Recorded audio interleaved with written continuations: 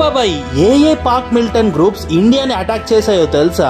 లష్కర్ ఈ తైబా ఈ గ్రూప్ 2001 భారత పార్లమెంట్ ని అటాక్ చేసింది. తర్వాత 2008 ముంబై బ్లాస్ట్ లో 120 మందిని చంపేశారు. 2017 లో అమర్నాథ్ యాత్రకు వెళ్తున్న బస్ ని ఆపి 7 మెంబర్స్ ని చంపేశారు. జైష్ ఈ మొహమ్మద్ గ్రూప్ పార్లమెంట్ అటాక్ లో లష్కర్ ఈ తైబాతో కలిసి పనిచేసింది. 1919 లో ఈ గ్రూప్ ఫౌండర్ మసూద్ అజర్ ని రిలీజ్ చేయడానికి హర్కత్ హిల్ ముజాహిదీన్ అనే గ్రూప్ ఇండియన్ ఫైట్ IC-814 ని హైజాక్ చేశారు. 2016 లో పఠాన్కోట్ ఎయిర్ బేస్ అటాక్ లో 7 సోల్జర్స్ ని, URI అటాక్ లో 17 మంది భారత సైనికుల్ని చంపేశారు. 2019 పుల్వామా అటాక్ లో 40 మంది పార్లమెంటరీ సోల్జర్స్ ని చంపింది వీళ్ళే. హిజ్బుల్ ముజాహిదీన్ అనే కాశ్మీర్ లో పుట్టిన గ్రూప్ ఇండియన్ సెక్యూరిటీ మీద, సామాన్య ప్రజల మీద చాలా సార్లు అటాక్ చేశారు. The resistant front 2025 Pahalgam attack చేసింది ఈ గ్రూపే. మరి ఇప్పుడున్న సిచ్యువేషన్ లో ఇండియా వార్ చేయాలో లేదో కామెంట్ సెక్షన్ లో మెన్షన్ చేసేయండి.